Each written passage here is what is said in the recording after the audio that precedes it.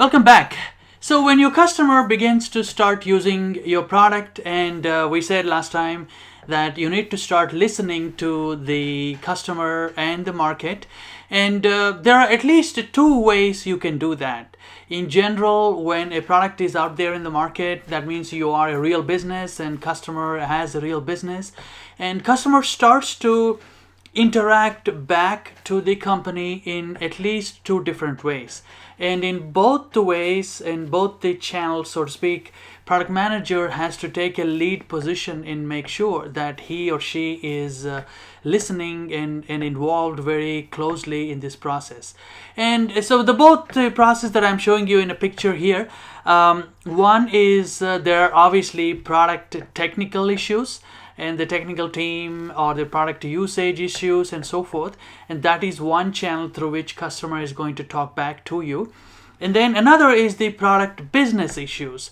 That involves revenue tracking the business, tracking the shipment, and how many more customers are being added, how many more users, or whatever is the business metric and product growth, customer growth, the company growth metric that it is applicable to you as a market segment, as a company, and so forth. That's where you need to start listening to what the growth and the change is from a product business point of view. And so before we go into the details, I want to ask a very basic question. Why should you care about this? Yes, it makes sense to listen to the customer, and it makes sense to keep your open mind, the eyes and ears and all that. But in a more formal sense, it is very important also because both the product and the business communication which is coming back from the customer, they're going to actually feed back into your next product strategy and next product definition. Remember how when we looked at this cycle of product management execution, we said it is a never-ending cyclical process. Define the product, win the customer, and then manage the product and give it to the customer, put it in the hands of the customer. And then remember how that feeds back itself into the product definition stage. This is exactly how it manifests itself.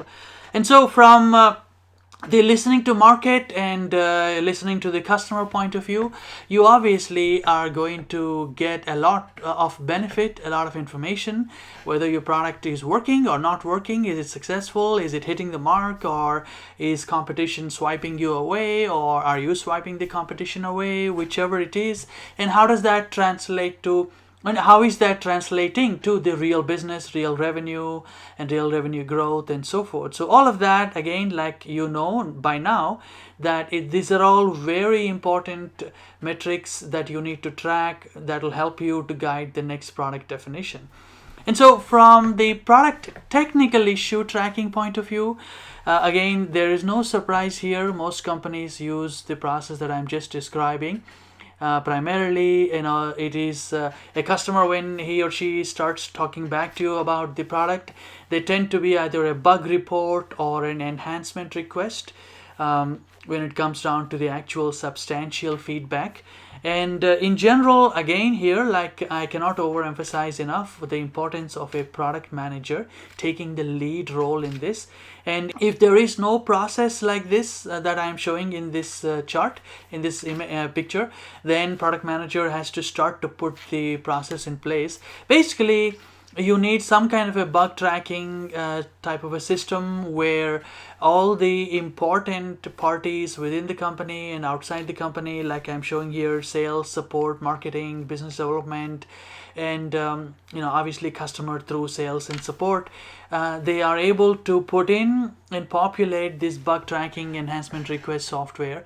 And what you as a product manager has to do is now you have to scrub that bug database. You have to put priorities, you have to attach what is important, what is not important, based on your own estimation of where it is coming from, which customer it is coming from, what is the situation of the customer, what is the level of the severity of the bug or the enhancement request, and so forth. So all of that is more of a weekly process.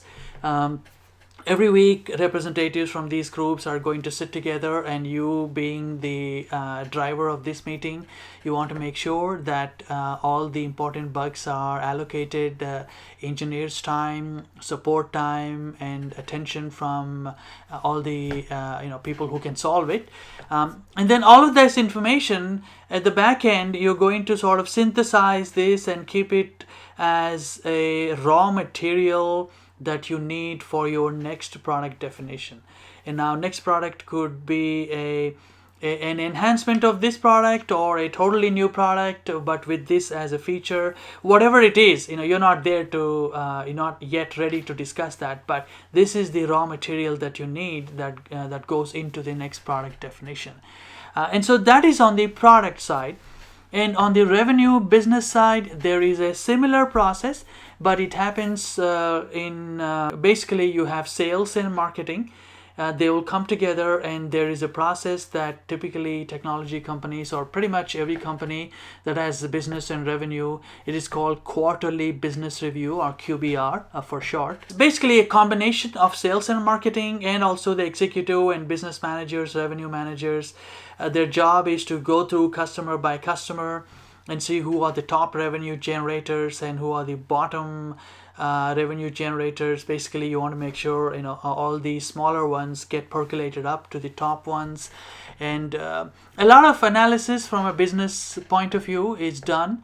And during this process, also obviously you as a product owner, you need to be involved, and you will be involved.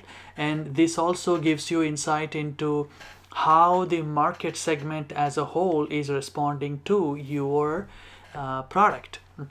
And then also this same quarterly business review again primarily comes from sales force. So those are eyes and ears, and they will come back and tell you customer likes this, and their roadmap is enhanced by your product, and they want to go next in this direction and in that direction.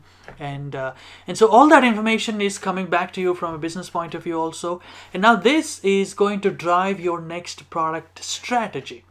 Whereas the product definition, product feedback, product bug enhancement might give you a little bit more specific tactical direction as to where the product next product should go. This quarterly business review is very important in the sense it will add a sense of direction to where the product strategy has to go, which different market segment, which other market segment will start to look attractive, so that you can now start to craft your product definition around it. And so basically that is where these two listening to the customer and the market activities as a product manager you need to be focusing on. And so like we showed before, we have come full circle in this cycle of product management execution. And I'm showing you a picture here just to recap what we have done in this lecture series. We have pretty much hopped all around this picture.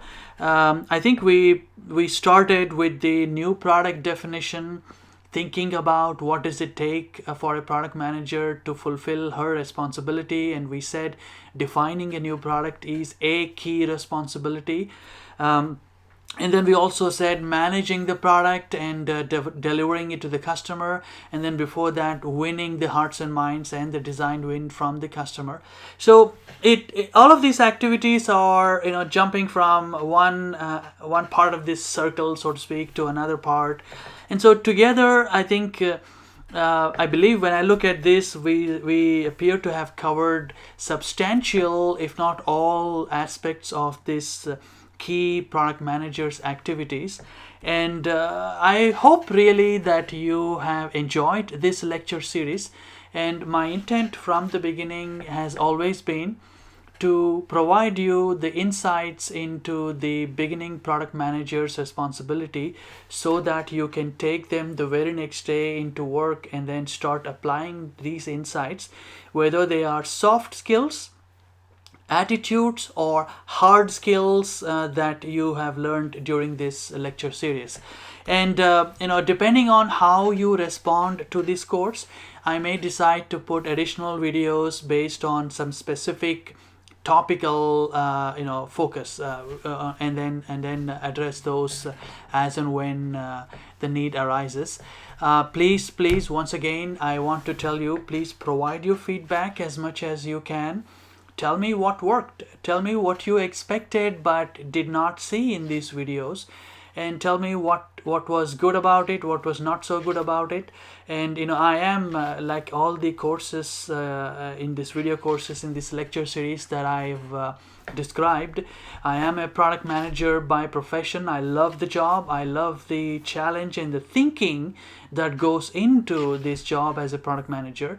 And I pride myself for having an independent, somewhat arm's length objective opinion about my own product. So even if you want to say, look, nothing worked in this product of the lecture series, which is good, because I want to know that too. Obviously this is something that I want to enhance. And so with that, I'm going to leave you all, and please replay as many times as you prefer, and please send me email. Please contact me. I think this Udemy website will probably have all the information, and I'll put in some additional ways you can get in touch with me. And good luck, and thank you so much for your patience and audience. Okay, bye now.